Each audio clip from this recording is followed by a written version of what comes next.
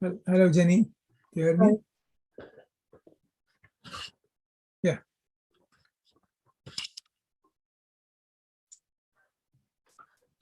Your voice okay? Yeah, is it? Yeah, yeah, me too also. Good. I heard you.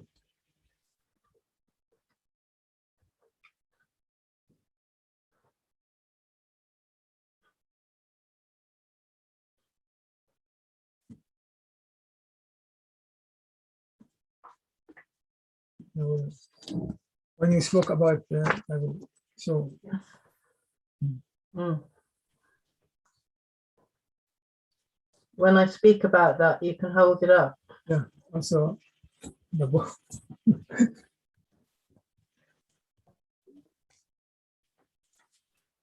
Hello, everyone, and sorry for that slight delay. For some reason, my video and my sound wouldn't let myself turn myself off, but here we now are. Hello, everyone, and welcome to this evening's session of Well Versed, the series of poetry discussions featuring myself in discussion with poets who now I can say in the past tense featured at StAnza 2022, which happened between 7th and 13th March this year. And for those who don't know me, my name is Lucy Burnett, and I'm the Festival Director of StAnza. And fresh off the back of what I feel was certainly a very successful festival, which drew to a close now just over a month ago, I'm thrilled this evening to welcome not one, but two poets who featured prominently at this year's festival. Indeed, both of them were there right from the start of the festival to the end of it. So not only did they enjoy their own events, but they were a fantastic presence throughout. And Jenny actually blogged about lots of our events throughout. So thanks to Jenny for that. But first of all, I'd like to welcome Adnan Al-Sayegh, our featured poet this evening. StAnza 2022 had a focus on exploring the role of narrative in contemporary poetry. And within this bigger theme, the Friday of the festival focused upon poetry engaged with questions of exile, migration, and roots and belonging. And when it comes to Adnan's work, not only is narrative and also experiments with it crucial, but to my mind, his work represents one of the most interesting examples of a poetry and a poetics. So it informs his form as well as the theme of his work, both informed by and engaged with questions of exile. Indeed, the recent English translation of his work, which we'll be focusing on this evening, Let Me Tell You What I Saw, to my mind has been one of the most beautifully devastating poetry experiences I've had both the horror and the pleasure to read this year. I say horror because of the themes and the subjects which it engages with. Adnan was born in Al-Kufa, Iraq, but has lived in exile from his homeland since 1993.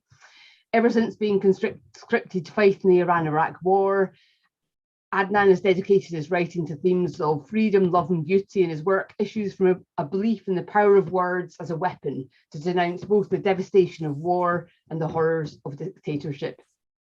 He's one of Iraq's leading contemporary poets and has numerous collections of poetry, both in Arabic and also translated into a wide range of languages, including Dutch, Swedish, Spanish, Farsi, French, and of course, as we'll hear this evening, into English. He's received several international awards, among them the Helman Hammett International Poetry Award, the Rotterdam International Poetry Award, and the Swedish Writers Association Award. This evening's writing and discussion will focus on the most recent translation of his work into English, Let Me Tell You What I Saw, which brings sections of his magnum opus, his 550-page, 550 long poem, Uruk's Anthem, to the English language for the first time. So a huge welcome, first of all, to Adnan. I'm really excited to have this chance to discuss your work with you.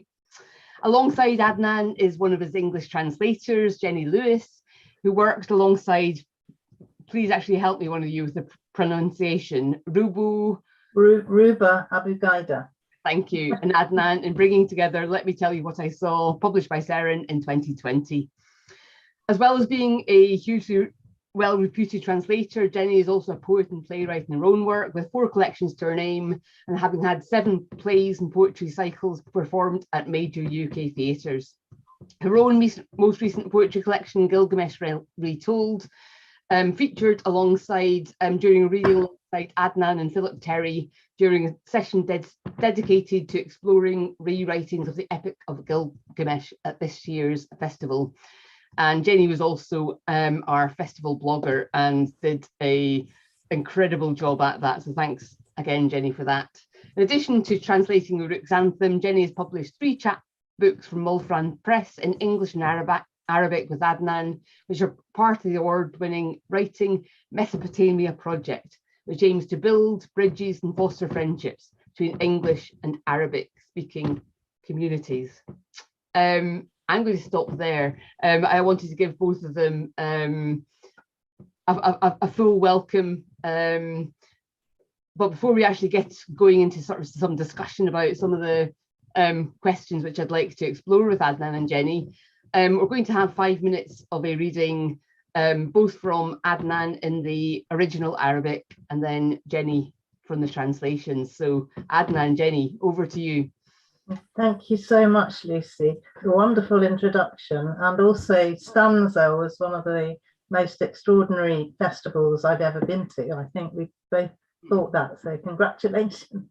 Thank you. So Adnan, do you thank you, Lucy, and thank you, Jenny, and thank you everybody with us and to this night. I am so happy to enjoy it with you. Okay. Do you want to start, Adnan? Yeah. الأدب العربي العراقي. No, Adnan, reading first. Yeah, a bomb exploded. Yes. مقاطع من نشيد أوروك. Let me tell you what I saw. انفجرت قنبلة وتشظت موتا أسودا، ما زالت حصتنا بعد. تعثر محمود بصوت المذياع المغناجي فأطفأه في ركلة بسطال، فتناثر أمعاء خائسة وحبال غسيل لأكاذيب الحكام. نظرت إلى سقف التشينكو المهتز، تمنيت بأن أخرج رأسي لأرى الصحو الممتدة، عيون الموتى الشاخصة النظرات إلى الله. تمنيت بأن أخرج قلبي من عطفه الخاكي وأريه بلادي ما صنعت أسنان السرفات بها. لما لم تخلق للموت عيونا يا ربي قد يعطف حين يرانا بالأحلام البيضاء المكوية والأعمار الغضة. لا نملك حولا أو قولا في كل حروب التاريخ الممتدة من عصر المدية حتى الليزر، محض جنود يلعب فينا ملكان غبيان على رقعة شطرنج الأوطان.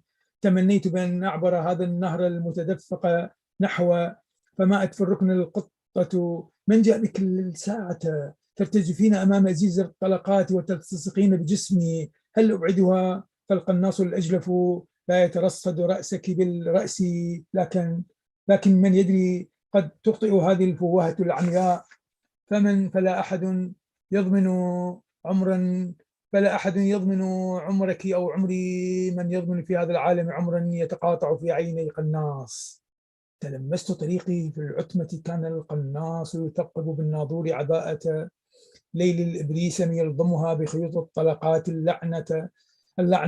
لو أرمي القطة قدام الموضع منتظرا ماذا يحدث. نحن تساوينا بأوان الحرب المستطرقة، انتفضت روحي ولعنت حماقة أفكار الحرب. تخيلت الجسد الناعم منخوبا يتلوى بين الرمل وكف الممدودة بركة دم. لدت بزاويتي أتحاشى طول الليل مواء العينين اللامعتين. دنوت هدهد رأس المسكينة معتذرا فاختبأت خلف الجليكان. A bomb exploded and shattered into black death, but our share is still waiting for us. Mahmoud stumbled over the sound of the flirty radio, switched it off with a kick that spilled out its rotting intestines and washing lines of governors' lies. I looked at the juddering corrugated iron ceiling. I wanted to stick my head out to see the stretching wakefulness. The eyes of the dying always gaze at God. I wanted to pull my heart out from its soldier's uniform and show him my country and what the teeth of the tanks have done to it. Oh God, Why didn't you make the eyes of death more kind? When he sees us with our smooth white dreams and our tender years, having no power and no say in the history of all wars, from the time of blades to the time of bombs, just soldiers. Two stupid kings are playing with us on the nation's chessboard. I wanted to cross the overflowing river towards a cat meowed suddenly in the corner. How did you get here, trembling in front of the sputtering gunshots and clinging to me? Shall I shift her out of the way? The thuggish sniper doesn't want your head, but mine. But who knows, his blind muzzle might make a mistake. No one guarantees your life or mine. Who guarantees in this world a life caught in the crosshairs of a sniper? I groped my way in darkness to where the sniper was poking holes in Nike's cloak with his field glasses, sewing it up with a thread of bullets. Damn, what would happen if I threw the cat in front of the trench? We are both the same, communicating vessels of war. My soul erupted and cursed the folly of war. I imagined the soft, perforated fur twisting between the sand and my outstretched palm in a pool of blood. I repaired to my corner to avoid a long night of meowing and shiny eyes. Then, apologizing, I came closer, stroking the head of the poor cat hidden behind the jerry cans. Thank you. Thank you. Thank you very much. Thank you, Adnan and Jenny. From the immense musicality there of Adnan's reading and the sounds of the language, the musicality of the Iraqi of the Arabic language to then the meaning, and actually thank you both of you. That was superb. I'm going to start myself in terms of our discussion with a short quote, if you'll excuse me, from the translation of Adnan's work from Let Me Tell You What I Saw. So I know the night of tyrants is long as the storytellers told me, and my years are short as life told me. So how can I see the dawn? I'm going to start with a very straightforward, direct question, which engages directly with the themes of StAnza 2022. So what role would you say, Adnan, and Jenny, please chip in and help out with the language as well. What role does narrative and do stories play in your poetry, and what opportunities does it offer a poet, and more specifically you? And do you have any hesitations about this? Yeah, الأدب العراقي حفل والرواية القصة بالسرد، لكن في نشيد أوروك كانت كأنها محاولة جديدة في سرد الحرب شعرا، ربما متتبعا خطى شهرزاد في ألف ليلة وليلة Arabic Nights، وتطيل الحكي وتحيكه بالأشعار والسحر من أجل أن تقاوم السيف المسلط على رقبتها الغضة، أو كأنني السندباد أمخر عباب البحر والأهوار ولا أدري إلى أين أنا ماضي، متسلح بقوة المغامرة والاكتشاف، وذلك هو الشعر. I think Adnan sort of wants to say, first of all, talk about Iraqi literature and how it's very much a basis for all our for a lot of our stories. And he says when he wrote Uruk's Anthem, it was an attempt to recount war in poetry. So he was trying to do something a bit different, but at the same time he had in his mind the story of Scheherazade in 1001 Arabian Nights, as she had to lengthen the story and weave them with poems and magic and do anything she could in order to remain alive, you know, so that she wasn't going to get her neck cut the next morning. She had to keep the interest of the king.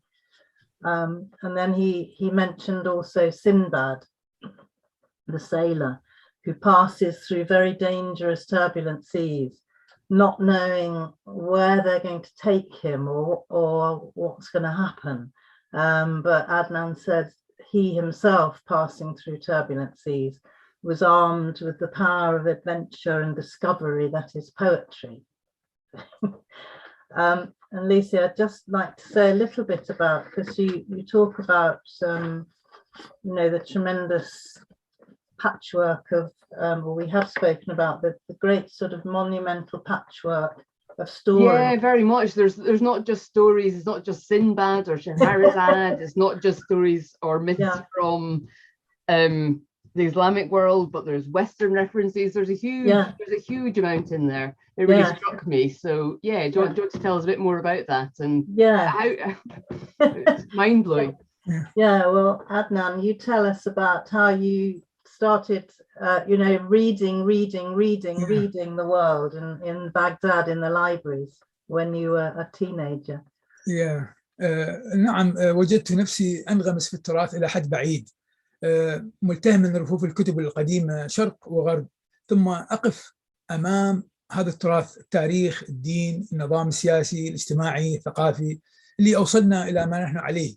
أقف أمامه وجها لوجه، أسائله، أحاججه، أحتج عليه، ثم أنطلق في محاولة شعرية جديدة اسمها نشيد أوروك من 1984 إلى 1996، بغداد بيروت، ب 550 صفحة، لأقول كل هذا وكل ما يعتمل في داخلي على شكل هذيان طويل يتناول الحرب والسيرة الذاتية والتاريخ والأساطير والآخره، مستفيدا من ملحمة قلقامش وبالدرجة الأولى والتراث السومري والأكدي والبابلي والآشوري، بالإضافة إلى الملاحم الأخرى كالمهابهارتا والريمانا والرامايانا والأوديسا والإلياذة وفن الهوى ومسخ الكائنات لأوفيد والشاهنامة للفردوسي والكوميديا الإلهية لدانتي ودون كيخوتة لسيرفانتس والفردوس المفقود لجو ميلتون والأرض اليباب لتي اس إليوت وغيرها، بالإضافة طبعا إلى النتاج الشعري العربي المعاصر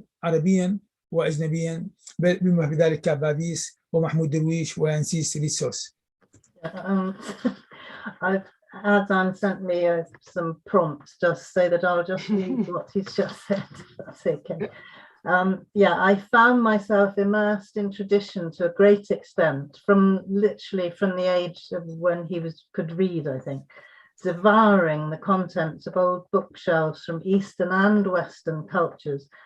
And then I faced this heritage, history, religion, politics, social and cultural systems that brought us as a civilization to where we are. I faced this heritage with questions and arguments and protests before embarking on my own poetic enterprise, Uruk's Anthem, which you've talked about, Lucy, 550 pages. This expressed everything that was going on inside me in the form of a long delirium, which is quite a good way to describe Uruk's Anthem, actually. It deals with war, biography, history, myths, etc. I took inspiration from the Epic of Gilgamesh in the first place, and the Sumerian, Akkadian, Babylonian, and Assyrian heritage. And then, in addition, I looked at other epics such as the Mahabharata, the Ramayana, the Odyssey, the Iliad, the Art of Love and Metamorphosis by Ovid, the Persian Shahnameh by Ferdowsi, the Divine Comedy by Dante, Don Quixote by Cervantes, which I think is one of Adnan's favourite books in the world, Paradise Lost by Milton, The Wasteland by T.S. Eliot, obviously, among others, in addition to contemporary poetry in the Arab world and internationally, which includes Kathavi, Mahmoud Darwish, Adonis, Yanis Ritsos, and many, many more. You start to get an idea why it's 500 pages, 50 pages long. And also why there are 86 end notes. We had big discussions about the end notes because In Western, in Western poetry, we don't tend to use endnotes, but actually, I think reading Uruk's Anthem, you read in a slightly different way. I've talked to other poets about this, and some agree and some don't. You read it more slowly because there are a lot of references, and if you have the time and take the trouble to look up the endnotes, then it enhances what you're reading. Yeah, no, I'd absolutely agree. Yeah, and particularly because there is so much depth within it that it's perhaps an unfair follow-up question. So this might just be to you. I don't know how much this will come through with language differences. How much difference do you feel, or maybe you know Adnan's answer to this, Jenny, there is between the epic tradition within Islamic literatures and the epic tradition here? And I know, Jenny, as well, you've got a background in Anglo-Saxon literature as well. So, are there similarities, differences? Maybe this could be one for you, Jenny, just having worked with Adnan. Yeah, I think it was very interesting because, there's this whole thing at the moment about how to approach translating other languages from other cultures and colonializing them. But it's very hard because I felt, first of all, when I started translating extracts from Uruk's Anthem, I had no idea the absolutely huge sort of global monumental scope of it. And I've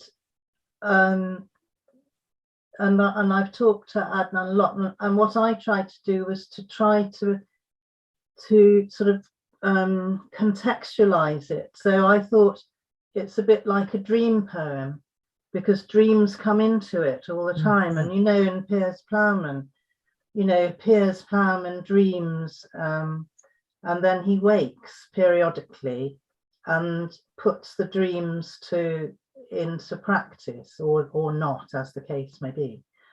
And that's quite similar in Uruk's Anthem, in that there's a lot of dream, there's a lot of delirium, there's a lot of illusion, and then between that there's this incredibly wise mind talking to us about war, about this terrible, nightmarish, horrific experience that he's had. So it's sort of combining epic, the Iliad, all the horror of the Iliad, and all the young men who are felled like flowers on the field, but not, because it's so gory and brutal. Yeah. So I often think of stories as a process of us making sense of the world, because it really struck me with some of the techniques and the voice of the character and the way that the narrative is destabilized got across that sense that we can't make sense of war. It's senseless. Yeah. That came across very strongly. I'm going to ask a question. I'm going to move on to questions of war, because obviously it's something very much at the forefront of a lot of our minds at the moment. So in the afterwards to Let Me Tell You What I Saw, there's a quote from Adnan from an interview in the Irish Examiner. Adnan asks, "Are wars inevitable? When people learn and grow, they will not think of fighting, but of dialogue, peace, and fruitful cooperation to build a better life. Wars are the language of a primitive people who are unable to interact with or assimilate their thoughts. Therefore, knowledge is a safety valve for humanity." It really struck me how these ideas continue to be relevant to the current day in the context of the war in Ukraine and many other places around the world, and as they have been indeed during all of human times. I wanted to ask you, Adnan, how do you think that poetry enhances knowledge? Can you say a bit more maybe about that? And is this true of all poetry, or I think he's, when we do you understand? Can I number 4, I think, about the war? Number 4, because of أمام فكرة الموت بحد ذاتها، فكرة الموت المستمرة والحروب المستمرة، عبث الحياة بالإضافة لاستبداد السلطة والقمع والرقابة الصارمة، وأمام صمت العالم أيضا صمت الرب، كان علي أن أسجل كل ذلك الصراخ والعويل في داخلي بشكل سري على شكل هذيان طويل ومرير. لقد وجدت في تلك الكتابة بهذا الشكل المفتوح متنفسا خلاقا لي. أيضا وجدت في الشعر قوة لمواجهة الحرب وضد الحروب، القمع من حروب بلدي، وحتى اليوم الحرب الروسية الأوكرانية والإبادة التي نشهدها اليوم من على شاشات التلفزيون التلفاز. He says that faced with the constant threat of death and continuous wars, the absurdity of life, as well as the tyranny of power, oppression and strict control, in the face of the silence of the world and the silence of the Lord, he said, he had to record all that screaming in him secretly in the form of a long bit of poem, because a lot of it was written while he was actually in a prison in the Iran-Iraq war. So he says also, I found in poetry the strength to confront war and stand against the wars and oppression of my own country until today, and the Russian-Ukrainian war and the genocide we're witnessing today on TV screens. It still goes on, but I think what Adnan said to me earlier today is it triggers all his old, all his old experiences, the pictures of not just the war and the killing, but the orphans and the widows and the refugees. I think أنها كارثة كبيرة بكل معنى الكلمة. أعادتني مشاهد الموت مرة أخرى بسؤال الشعر والوجود. كيف يحق لإنسان أن يصادر أو يقتل إنسانا؟ كيف يحق لدولة أن تصادر أو تقتل أو تسلب دولة؟ هل نحن في شريعة الغاب والعالم اليوم 2022 في أوج تطوره وتطلعه للخروج للحرية والتقدم، وأيضا في أوج تحديات الكونية الكبيرة، البيئة، الأمراض، التلوث، الإرهاب، المجاعات وغيرها. Number 5. I think, he's just saying how unbelievable it is that it can still be going on, and the scenes on TV bring home to him again and again the question of poetry and existence, and how can poetry be relevant in times of war. So thank you. Thank you. Have we got time to read a little bit more? Yes, go on. I think that since we've had the two of you in particular, I think there's no harm overrunning for a few minutes. Can we overrun just by? Yeah, absolutely. I would love to hear another fragment of your work. Thank you both. So it's about 5 minutes. That's all right. That's perfect. Yeah.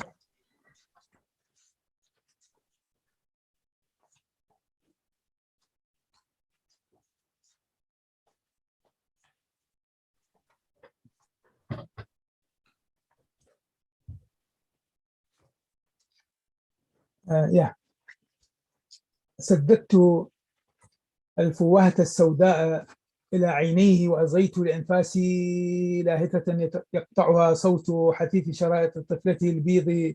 ألم يأتي بابا؟ اختلجت في عيني سنين الإثم، وذابت في شفتي زوجتي أجوبة شتى. انطبقت باب البيت، الإصبع فوق زناد لو أضغطه. التمعت في هلع مجنون عيناه الواسعتان، اقتربت نحوي. هل يأتي بابا؟ لا أدري. وانهمر اللبلاب على صدر المخنوق ثقيلا مرا. قمت لأغسل وجهي ثانية، فكرت بماذا كان يفكر في هذه اللحظة هذا المتأرجح في حبل المجدود بين الموت وعنق المهزول. رأيت شرائطها مرج طفولات وزنابق تخفق في الريح أمامي، وتطول متى يأتي بابا؟ يقطعها صوت قطار ينحب. هل يأتي بابا؟ لا أدري. كل يحمل موت الآخر في كفيه. أتسمعني هذا القناص الأبله؟ كل يحمل بين أصابعه المجدودة فوق زناد الرشاشة أرملة ويتيما. مسحت دموعي في خجل من نفسي. يا ربي ما أتفهه أمر الإنسان بهذا الشرق الداعري. من باب المسلخ حتى باب المخفر. I aimed the black muzzle at his eyes. I listened carefully to my hurried breath, breaking across it, the swish of his daughter's white ribbon. Has my daddy come yet? The years of orphanhood rose before my eyes, and his wife's answers melted on her lips. The door of the house was shut. The finger is on the trigger. If I press it, crazy terror shone in her wide eyes. She came towards me. When will my daddy come? I don't know. The bindweed flew heavily against my choked chest, dense and sour. I got up to wash my face again. I wondered what he was thinking in this moment. The sniper was swinging on the rope between death and my weak neck. I saw her ribbon like a meadow of childhood and lilies fluttering in the wind in front of me. It got longer and longer. When will my daddy come? Interrupted by the wailing of a train. When will dad come? I don't know, I don't know. Each is carrying the death of the other in his palm. Do you hear me, you doltish sniper? Each carries between his gripping fingers and the gun trigger a widow and an orphan. I wiped away my tears, ashamed of myself. God, how trifling the age of man is in the dissolute East, from the slaughterhouse to the prison. Just one little bit more. أقضي على وحشتي بالكتابة، لكن إلى ما أقول لجلجامش لو رأيت الذي قد رأينا لبلت على رأس هذه الحياة، وأسأل هل عمرنا سجننا، هل كتابي ضريحي، هل أرى الباب حلما أنام لأدخله، هل أجرب موتي لعلي أرى عالما لم يصور ميلتون، أخرج رأسي بين السطور لأبصر أطفالنا يلعبون بميراثنا من حقول القنابل، والفتيات على نهر الدجلة يغسلن أوجهن، فتمضي المياه مرقرقة بالجمال يكرعها البحر، كم كرع البحر أحلامنا جالسون على حجر الحكمة البابلية. How long must I cure my loneliness with writing? I say to Gilgamesh, if you saw what we've seen, you'd have pissed on life. And I ask, is our life a prison? Is my book a grave? Is the door a dream for me to go through? Did I risk death to glimpse a parallel world beyond Milton's imagining? I lift my head from the lines to see children playing with our legacy, fields of bombs and young girls by the Tigris washing their faces so their beauty drains away to be drunk by the sea.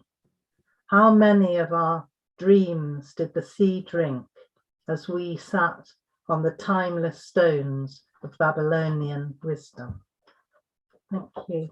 Thank you very much. Thank you so much. Thank you so much. That was absolutely wonderful. Anyone who's listening, please do go out and buy a copy of Let Me Tell You What I Saw, which is what we've been hearing excerpts from and discussing this evening. Thank you, Adnan. Thank you, Jenny. That was incredibly special. It's also been really important to me as well to have one of these well-versed sessions which focuses on poetry and translation, since that is StAnza does pride itself in being an international festival and having a large component of work in translation. So thank you both again. That was absolutely fantastic. I also look forward to our next session, which will be happening on Monday 9th May, again on YouTube on the StAnza channel, when we'll be hearing from Fiona Benson. So to myself again in discussion with Fiona. I would invite you all to say thanks again, but all at home, just raise a glass and join me in saying a huge thanks to Jenny, a huge thanks to Adnan. Thank you all for joining us for the perfect conclusion to a glorious sunny bank holiday weekend. Thank you very much.